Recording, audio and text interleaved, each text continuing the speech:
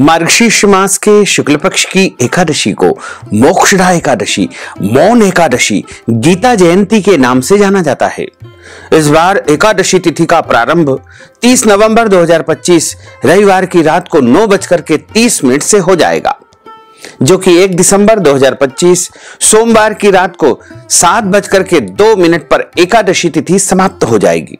सूर्योदय व्यापिनी द्वादशी युक्त शुद्ध हरिवासर जो एकादशी रहेगी, मोक्षा एकादशी का जो व्रत रहेगा, गीता जयंती का महापर्व रहेगा, वो 1 दिसंबर 2025 सोमवार के दिन ही रहेगा।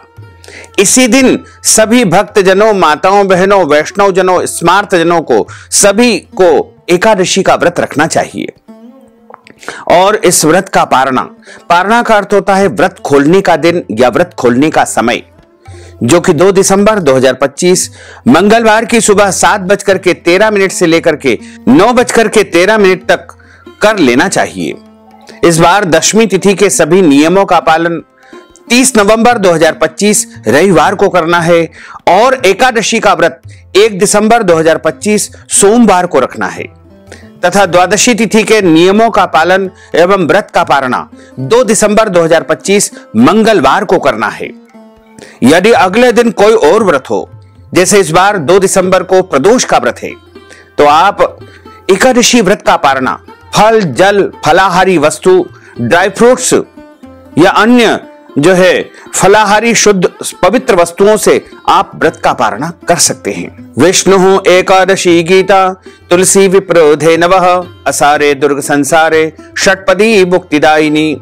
भगवान श्री हरि विष्णु जी का पूजन करना, एकादशी का व्रत रखना, गीता जी का पाठ करना, तुलसी जी का पूजन एवं दर्शन करना, ब्राह्मण देवताओं की सेवा करना, उनको दान करना, उनको भोजन करवाना तथा गौ माता की रक्षा एवं सेवा करना, ये 6 कार्य इस कठिन संसार सागर को पार करने हेतु मोक्षदायक, मुक्तिदायक बताए गए हैं। पूरे 1 वर्ष में 24 एकादशी आती है, लेकिन जिस साल अधिक मास या पुरुषोत्तम मास आता है, उस साल 2 अधिक एकादशी यानी कुल मिलाकर के 26 एकादशी आती है। प्रत्येक महीने में 2 बार एकादशी आती है, एक कृष्ण पक्ष में, दूसरी शुक्ल पक्ष में। दोनों ही एकादशियों का भिन्न भिन्न महत्व हमारे धर्म ग्रंथों तथा पुराणों में बताया हुआ है। एकादशी का व्रत भगवान श्री हरि लक्ष्मी नारायण जी का परम प्रिय व्रत है और एकादशी का व्रत करने से मनुष्यों के कई जन्मों के पाप जड़ से नष्ट हो जाते हैं तथा उनके पुण्यों का उदय होता है। जब मनुष्य के जन्म जन्मांतर के पाप नष्ट हो जाते हैं, तभी उन्हें सांसारिक एवं भौतिक सुखों की प्राप्ति होती है।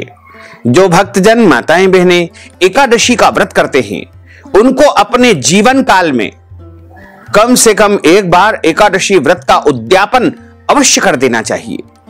यदि अधिक बार करते हैं तो बहुत अच्छा है, लेकिन कम से कम 1 बार तो आप एकादशी का उद्यापन अवश्य कर दें, क्योंकि जो व्रत हमने किया है वो जब तक हम प्रभु को समर्पित नहीं कर देंगे, तब तक प्रभु उसको अंगीकार यानी स्वीकार नहीं करेंगे। इसलिए एकादशी व्रत का उद्यापन अवश्य कर देना चाहिए। यदि आप चाहें तो हमारे माध्यम से भी पूरे विधि विधान से एकादशी का व्रत उद्यापन संपन्न करवा सकते हैं।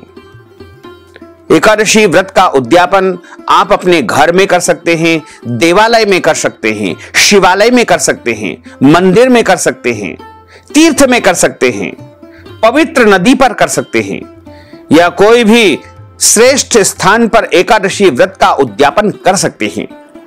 किसी भी एकादशी को, क्योंकि यह शरीर नाशवान है, न जाने कब बुलावा आ जाए, इसलिए सभी एकादशी को उपयुक्त मानते हुए जल्दी से जल्दी आपको एकादशी व्रत का उद्यापन संपन्न कर देना चाहिए। और उसके बाद आप चाहें तो स्वेच्छा से एकादशी का व्रत करते रहें या नहीं भी करेंगे तो कोई दोष नहीं लगेगा, लेकिन एकादशी का जो उद्यापन है वो सभी को 1 बार अवश्य करना चाहिए। आप हमारे माध्यम से यदि एकादशी व्रत का उद्यापन करवाना चाहते हैं तो इस हेतु आप हमसे संपर्क करें। पूरे विधि विधान के साथ में एकादशी व्रत का उद्यापन हम आपके लिए अवश्य ही संपन्न करेंगे। जो भक्तजन, माताएं, बहनें एकादशी का व्रत करते हैं उनको दशमी तिथि से लेकर के द्वादशी तक कुछ महत्वपूर्ण नियमों का पालन अनिवार्य रूप से करना चाहिए। दशमी के दिन एक समय शुद्ध एवं सात्विक भोजन करें। इस दिन चावल, शहद, लहसुन, प्याज, मांस, मदिरा, मसूर की दाल, कटहल की सब्जी का उपयोग नहीं करना चाहिए। दशमी के दिन पराय अन्न अर्थात दूसरे के घर का भोजन नहीं करना चाहिए। ब्रह्मचर्य व्रत का पालन करना चाहिए तथा एकादशी के दिन सुबह जल्दी उठ करके स्नान करके पूजा अर्चना करके एकादशी व्रत का संकल्प अवश्य धारण करना चाहिए। वैसे तो पद्म पुराण के उत्तरखंड के अध्याय 64 में श्लोक नंबर 34 जो लिखा हुआ है उसके सुनने से या बोलने से भी आपका संकल्प हो जाएगा, लेकिन आपके घर में संकल्प करने की व्यवस्था है तो आप संकल्प भी कर सकते हैं। एकादश्याम निराहार स्थित्वा हम परेहनि भोक्ष्यामि पुंडरीकाक्ष शरणम में भवाच्युत। हे कमल नयन, हे भगवान अच्युत, हे जनार्दन, हे दामोदर, मैं एकादशी के दिन निराहार रह करके अगले दिन ही भोजन करूंगा। इस प्रकार भी यदि आपने बोल लिया या सुन लिया तो भी आपका संकल्प हो जाएगा।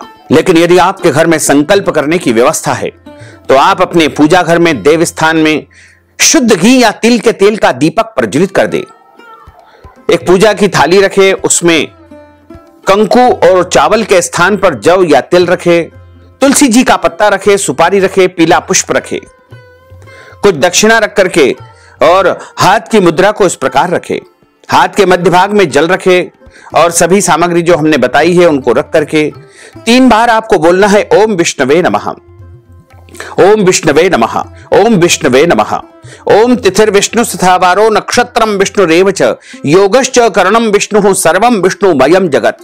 ओम विष्णुर्विष्णुर्विष्णुः श्रीमद् भगवतो महापुरुषस्य विष्णोर आज्ञाः प्रवर्तमानस्य अद्य श्री ब्रह्मणोन्हि द्वितीय प्रार्धे श्री श्वेतवारः कल्पे वैवस्वतमन्त्रे अष्टाविंशतितमे कलियुगे कलि प्रथम चरणे भूर्लोके भारतवर्षे भरतखंडे जम्बुद्वीपे आर्यावर्तांतर्गत ब्रह्मवर्तेक देशे अवंतिकायां विशाला क्षेत्रे महाकालवने हरसिद्धि पीठे क्षिप्रातटे बौद्धावतारैः रविर दक्षिणायनैः हेमंत ऋतोः मासानां उत्तमे मासैः मार्गशीर्ष मासैः शुभैः शुक्ल पक्षैः अद्यायः एकादश्यायां पुण्यतिथयोः चंद्रवासरान्वितायां रेवती दिवस नक्षत्रे मीन राशिस्ते श्री चंद्रैः कर्क राशिस्ते श्री देवराज गुरु वृश्चिक राशिस्ते श्री सूर्ये शेषेषु ग्रहेषु यथा यथम राशि स्थान स्थितसु एवं ग्रह गुण गण विशेषण विशिष्टायां शुभ पुण्य तिथोः। आप बोलिएगा मम आत्मनः श्रुति स्मृति पुराणोक्त वेदोक्त शास्त्रोक्त पुण्य फल प्राप्त्यर्थम यह जन्मनि जन्मांतरे वा सकल दुरितोपशमनार्थम आदि देविक आदि भौतिक आध्यात्मिक त्रिविध तापोपशमनार्थम वात पित्त कफ जन दोष परिहारार्थम आदित्याद्यावाहित नवग्रह देवताः प्रसन्नार्थम कुल देवताः प्रसन्नार्थम पितृ देवताः प्रसन्नार्थम सर्व देवताः प्रसन्नार्थम अप्राप्त लक्ष्मी प्राप्त्यर्थम प्राप्त लक्ष्म्योश्च चिरकाल संरक्षणार्थम 10 विधि लक्ष्मी प्राप्त्यर्थम बहुविध लक्ष्मी प्राप्त्यर्थम सर्वविध लक्ष्मी प्राप्त्यर्थम सर्व पाप दोष पीड़ा निवृत्त्यर्थम पितृदोष शमनार्थम अद्य दिवसे मोक्षदा एकादश्यायां व्रत कर्माहम करिष्ये। इस प्रकार संकल्प प्रभु को समर्पित करने के बाद हाथ जोड़ करके उनसे प्रार्थना करें कि हे दीन बंधु, हे दीनानाथ, हे करुणा निधान, आज मैं मोक्षदा एकादशी का व्रत करने जा रहा हूं या करने जा रही हूं। मैं पूरे विधि विधान से सभी नियमों का पालन करते हुए एकादशी का व्रत करूंगा या करूंगी। मेरे द्वारा जाने में अनजाने में कोई भी त्रुटि हो जाए, गलती हो जाए तो अबोध बालक जान करके मुझे क्षमादान अवश्य ही प्रदान कर देना। इस प्रकार आपका एकादशी का व्रत आरंभ हो जाएगा। सर्वप्रथम प्रातःकालीन वेला में सूर्य भगवान को अर्घ्य प्रदान करें, माता पिता को प्रणाम करें, तुलसी जी का पूजन अर्चन करें, तुलसी जी में जल अर्पण करें, गौ माता का पूजन करें तथा इस दिन किसी को भी अन्न का सेवन नहीं करना चाहिए, केवल और केवल फलाहार करें। सर्वोत्तम फलाहार गाय का दूध एवं फल बताए गए हैं। इसके अलावा अन्य शुद्ध और सात्विक फलाहारी वस्तु का आप उपयोग कर सकते हैं।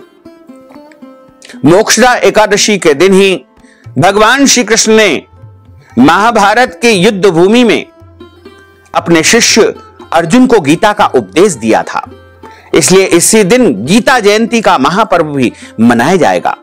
तो इस दिन गीता जी का पूजन अर्चन करना चाहिए, श्रीमद् भगवत गीता का पाठ करना चाहिए तथा गीता जी की पुस्तक का दान करना चाहिए। और अधिक से अधिक आपको गीता जी का पाठ करने के लिए आम जनों को, भक्त जनों को प्रेरित भी करना चाहिए। एकादशी के दिन झूठ न बोले, क्रोध न करे, लड़ाई झगड़ा एवं वाद विवाद बिल्कुल न करे। ब्रह्मचर्य व्रत का पालन करना चाहिए। दाढ़ी कटिंग शेविंग नहीं करवाना चाहिए, नाखून नहीं काटना चाहिए। किसी भी प्राणी का, किसी भी मनुष्य का, किसी भी जीव का अनादर या अपमान बिल्कुल न करे। दिन में सोना नहीं चाहिए। यदि सो जाते हैं तो स्नान करके ही पूजा अर्चना करें। रात्रि में जितना हो सके जागरण करें और पूजन पाठ करके ब्राह्मण देवता के मुख से ही एकादशी व्रत कथा का श्रवण करना चाहिए। कथा सुनने के बाद ब्राह्मण देवता को यथाशक्ति दक्षिणा अवश्य प्रदान करें। और शुभ मुहूर्त में पारणा का जब समय होता है उसी दिन यानी एकादशी के अगले दिन ही व्रत का पारणा कर लेना चाहिए। चाहे एकादशी तिथि समाप्त हो या न हो, दोनों ही परिस्थिति में एकादशी के दिन आपको अन्न का सेवन बिल्कुल नहीं करना चाहिए। अगले दिन ही सूर्योदय के बाद 2 घंटे की अवधि में आपको व्रत का पारणा कर लेना चाहिए।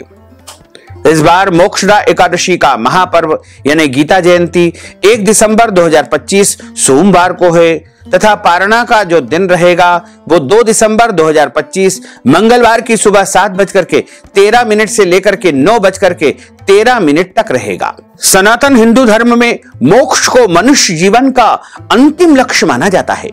आत्मा अपने कर्म के अनुसार मनुष्य का जीवन प्राप्त करती है। इसका मुख्य उद्देश्य है सत्कर्म करके मोक्ष की प्राप्ति करना। इसलिए मानव जीवन को अन्य योनियों में सबसे अधिक महत्वपूर्ण माना गया है। मोक्ष प्राप्त किए बिना मनुष्य को बार बार इस संसार सागर में आना पड़ता है। पद्म पुराण में मोक्ष की चाह रखने वाले प्राणियों के लिए मोक्षदा एकादशी व्रत करने की आज्ञा दी गई है। इस व्रत का उद्देश्य पितरों को मुक्ति दिलाना भी है। इससे पूर्वजों को मोक्ष मिलता है, उनके कर्मों एवं बंधनों से उन्हें मुक्ति मिलती है। श्री हरि के आशीर्वाद से, उनके पुण्य प्रताप से मनुष्य के पापों का नाश होता है और मनुष्य के मृत्यु के बाद उनका उद्धार होता है। मोक्ष की प्राप्ति के इच्छुक व्यक्तियों के लिए सनातन धर्म में मोक्षदा एकादशी को सबसे अहम और पुण्यकारी व्रत माना गया है। इस व्रत के पुण्य से मनुष्य के सारे पाप जड़ से नष्ट हो जाते हैं, धुल जाते हैं और उसे जीवन मरण के चक्र से मुक्ति मिलती है। मोक्षदा एकादशी बहुत ही बड़ी एकादशी है। यही वह शुभ दिन था जिस दिन भगवान श्री कृष्ण ने कुरुक्षेत्र के युद्ध क्षेत्र में अर्जुन को श्रीमद् भगवत गीता सुनाई थी।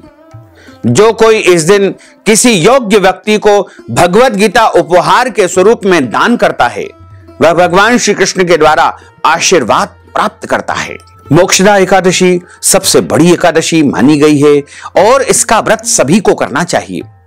यदि आपके घर में जन्म अथवा मृत्यु का सूतक यदि लगा हुआ है तो आप एकादशी का व्रत अवश्य करें, लेकिन भगवान का स्पर्श तथा पूजन आदि नहीं करना चाहिए, लेकिन व्रत अवश्य करना चाहिए।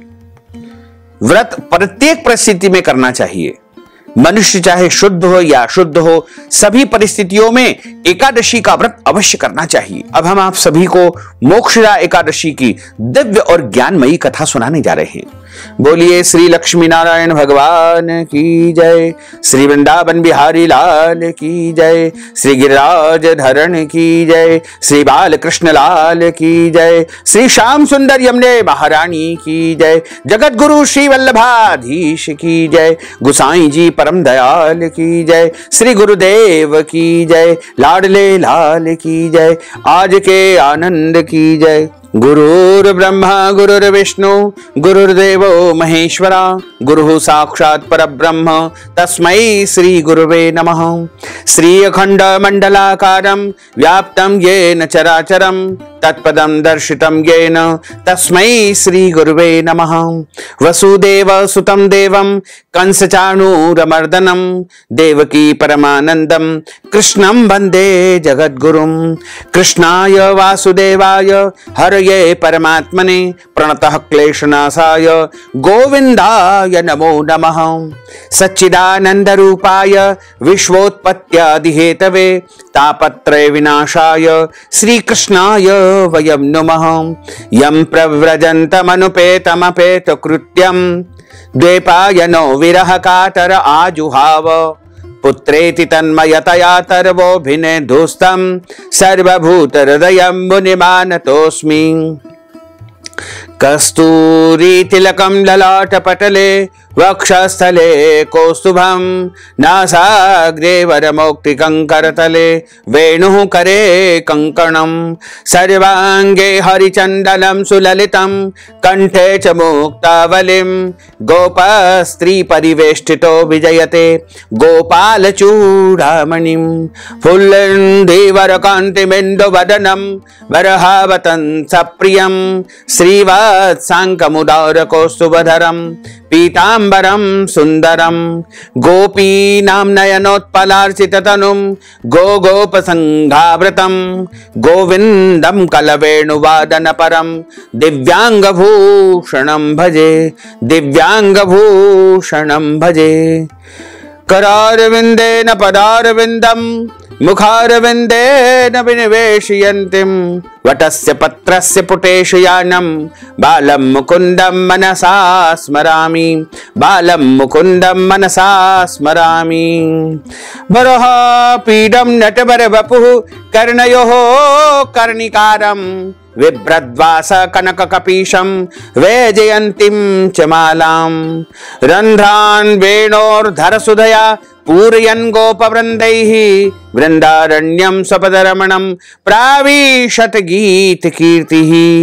जय जय श्री राधारमण जय जय नवल किशोर जय गोपी चित चोर प्रभु जय जय माखन चोर। मात मेरी श्री राधिका पिता मेरे घनश्याम इन दोनों के चरणन में मेरा बारंबार प्रणाम। मोहिनी मूरत श्याम की वो मन रही समाय जो मेहंदी के पात में लाली रही समाय। धन यौवन एक दिन उड़ जाएंगे जैसे उड़े कपूर मन मूरख तू राम भज क्यों चाटे जगधूर।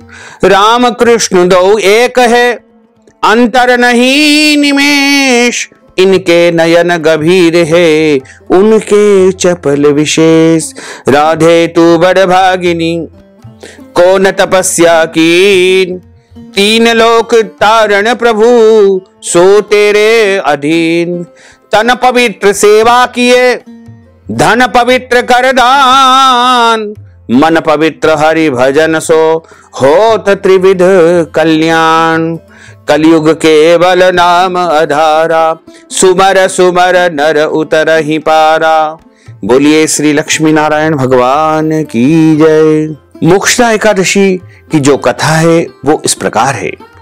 एक समय की बात है, गोकुल नगर पर वेखानस नाम के राजा राज्य किया करते थे। यह बहुत ही धार्मिक प्रवृत्ति के थे। प्रजा भी सुख चैन से अपने दिन व्यतीत कर रही थी। राज्य में किसी भी प्रकार का कोई संकट नहीं था। एक दिन क्या हुआ कि राजा वेखानस अपने शयन कक्ष में आराम कर रहे थे। तभी क्या हुआ कि उन्होंने एक विचित्र स्वप्न देखा जिसमें वे देख रहे हैं कि उनके पिता जो मृत्यु को प्राप्त हो चुके थे वो नरक में बहुत कष्टों को झेल रहे हैं। अपने पिता को इन कष्टों को देख करके राजा बेचैन हो गए और उनकी निद्रा भंग हो गई। अपने स्वप्न के बारे में रात भर राजा चिंतित रहे, विचार करते रहे, लेकिन उनको कुछ भी समझ नहीं आया।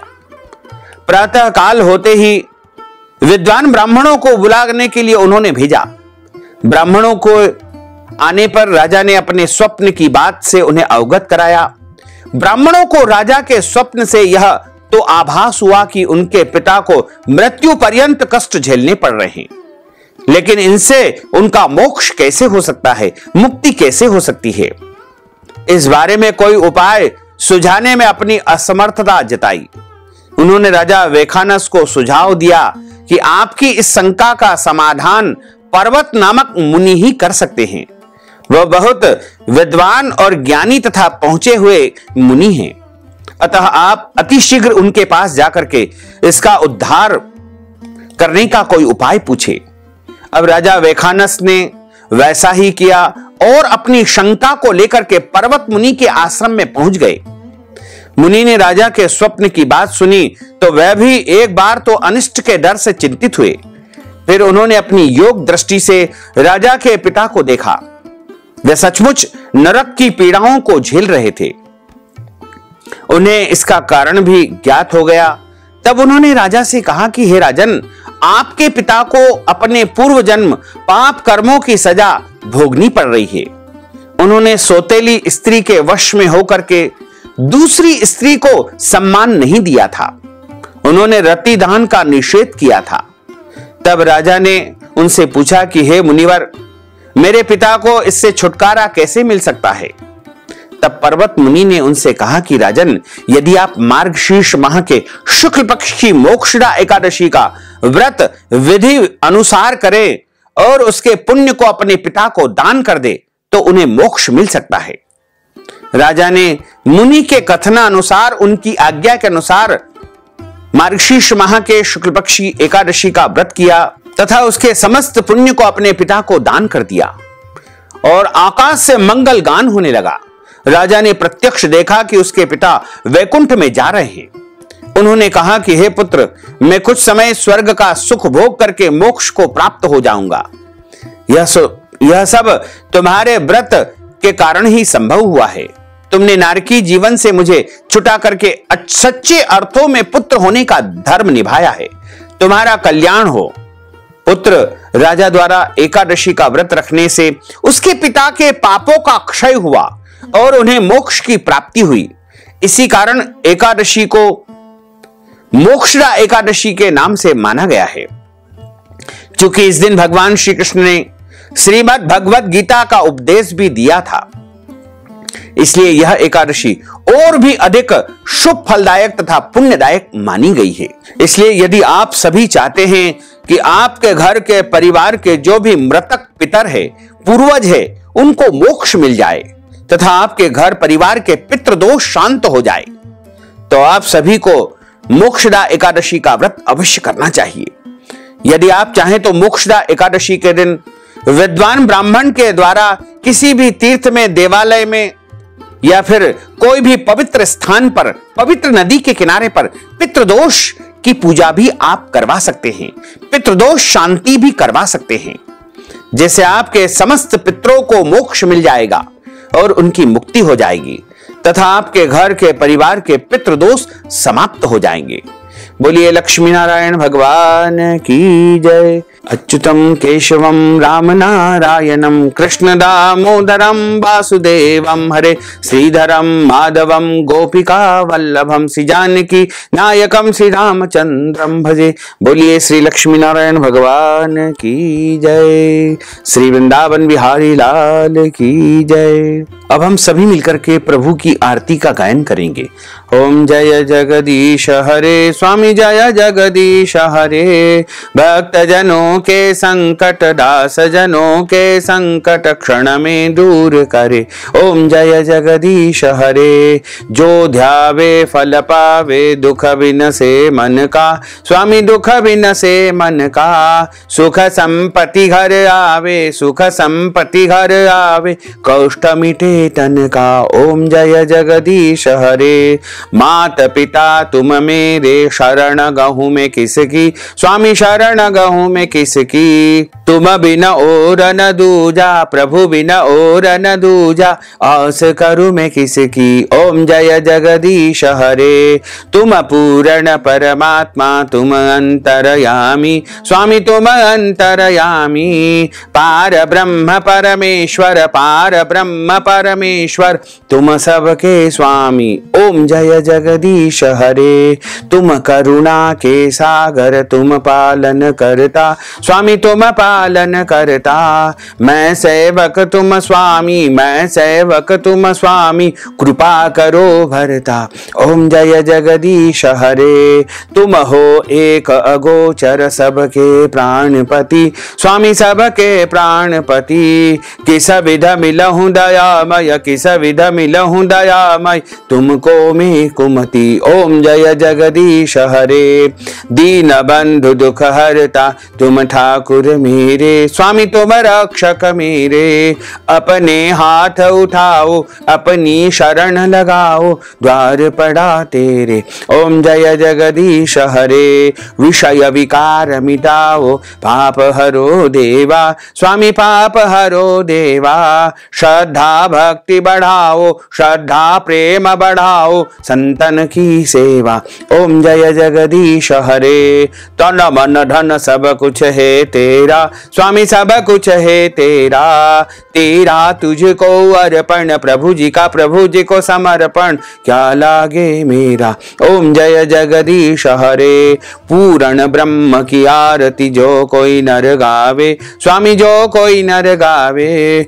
कहत शिवानंद स्वामी, जपत हर हर स्वामी, मन वांछित फल पावे। ओम जय जगदीश हरे। जय जगदीश हरे। स्वामी जय जगदीश हरे। मोहन जय जगदीश हरे। भक्त जनों के संकट, दास जनों के संकट, क्षण में दूर करे। ओम जय जगदीश हरे। कर्पूर गौरम करुणावतारम, संसार सारम, भुजगेंद्रहारम, सदा वसंतम हृदयारविंदे, भवम भवानी सहितम नमामि। मंदार मालांकुरितालकाय, कपाल मालांकित शेखराय, दिव्यांबराय दिगंबराय, नमः शिवाय नमः शिवाय। आरार्तिक्यं समर्पयामि, नमो नमः। अथ मंत्र पुष्पांजलि। हरि ओम यज्ञेन यज्ञमय जंत देवास्तानि धर्माणि ब्रह्माण्यासन्न तेह नाकं महिमानः। सचंत्र यत्र पूर्वे साध्याः सन्ति देवाः। ओम राजाधिराजाय प्रसय्यसाहिने, नमो वयं वै श्रवणाय कुर्महे। समे कामान् कामकामाय, मह्यं कामेश्वरो वै श्रवणो ददातु। कुबेराय वै श्रवणाय महाराजाय नमः।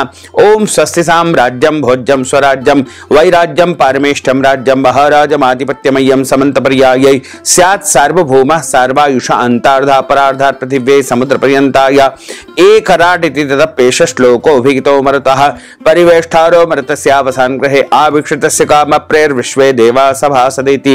ओम विश्वा तच्चक्षुरुत विश्रुतो मुखो विश्रुतो बाहुरुतो विश्वस्पात् संबाहोभ्यां धमति संपतत्रेर्द्यावा भूमिं जनयन् देवैकः। ओम एकदन्ताय विद्महे वक्रतुण्डाय धीमहि तन्नो दन्ती प्रचोदयात्। आदिशक्ति च विद्महे जगन्माताय धीमहि तन्नो शक्ति प्रचोदयात्। तत्पुरुषाय विद्महे महादेवाय धीमहि तन्नो रुद्रः प्रचोदयात्। ओम क्लीं कृष्णाय विद्महे दामोदराय धीमहि तन्नो श्रीकृष्णः प्रचोदयात्। ओम महालक्ष्म्यै च विद्महे विष्णुपत्न्यै च धीमहि तन्नो लक्ष्मी प्रचोदयात्। ओम नारायणाय विद्महे वासुदेवाय धीमहि तन्नो विष्णुः प्रचोदयात्। ओम सांगाय सपरिवाराय सायुधाय सशक्तिकाय सवाहनाय सगणाय भगवते श्री लक्ष्मी नारायण देवताभ्यो नमो नमः। मंत्र पुष्पांजलिं समर्पयामि। नाना सुगंध पुष्पाणि यथा कालोद्भवानि च पुष्पांजलिं मया दत्तं गृहाण परमेश्वर। मंत्र पुष्पांजलिं समर्पयामि। नमो नमः। मंत्रहीनं क्रियाहीनं भक्तिहीनं सुरेश्वर यत्पूजितं मया देव परिपूर्णं तदस्तु मे। आवाहनं न जानामि तवार्चनं पूजाञ्च न जानामि। क्षम्यतां परमेश्वर, क्षम्यतां परमेश्वर, क्षम्यतां परमेश्वर। त्वमेव माताश्च पिता त्वमेव बन्धुश्च सखा त्वमेव विद्या द्रविणं त्वमेव सर्वं मम देव देव त्वमेव सर्वं मम देव देव। बोलिए श्री लक्ष्मी नारायण भगवान की जय, श्री द्वारकाधीश भगवान की जय, श्री वृंदावन बिहारी लाल की जय, श्री गोपाल कृष्ण भगवान की जय, श्री गिरिराज धरण की जय, श्री बाल कृष्ण लाल की जय, श्री श्याम सुंदर यमुने महारानी की जय, जगत गुरु श्री वल्लभाधीश की जय, गुसाई जी परम दयाल की जय, श्री गुरुदेव की जय, लाडले लाल की जय। धर्म की जय हो, अधर्म का नाश हो, प्राणियों में सद्भावना हो, विश्व का कल्याण हो, सनातन धर्म की जय हो, गौ माता की जय हो, नगर बस्ती की जय हो, आज के आनंद की जय हो, कल के आनंद की जय हो, परसों के आनंद की जय हो, बरसों बरसों के आनंद की जय हो। ओम नमः पार्वती पते, हर हर महादेव हर, काल हर, कंटक हर, दुख हर, दारिद्र हर, आनंद ही आनंद की लहर कर। भक्तजनों, माताओं बहनों, आप सभी से अनुरोध है कि इस ज्ञानवर्धक वीडियो को आप अधिक से अधिक लोगों को शेयर करिएगा। और यदि आप मोक्षदा एकादशी व्रत कथा सुनकर के कथा की दक्षिणा प्रदान करना चाहते हैं, या फिर आप ब्राह्मण को कोई दान करना चाहते हैं, अन्नदान, वस्त्रदान या एकादशी व्रत का उद्यापन करवाना चाहते हैं, तो इस हेतु आप गूगल पे, फोन पे या फिर हमारे अकाउंट नंबर के माध्यम से, व्हाट्सएप पेमेंट के माध्यम से नगद धनराशि पहुंचा करके मोक्षदा एकादशी, मौन एकादशी का संपूर्ण पुण्य लाभ प्राप्त कर सकते हैं। साथ ही आप सभी से अनुरोध है कि इस ज्ञानवर्धक वीडियो को अधिक से अधिक लोगों को, भक्तजनों को, मित्रों को, परिचितों को, रिश्तेदारों को शेयर करिएगा, लाइक करिएगा, कमेंट करिएगा। और यदि अभी तक आपने सब्सक्राइब नहीं किया है तो अभी और इसी समय सब्सक्राइब कर लीजिए, ताकि इसी प्रकार की ज्ञानवर्धक वीडियो आपको सबसे पहले प्राप्त हो सके। आपको और आपके पूरे परिवार को सादर जय श्री कृष्ण, सादर धन्यवाद।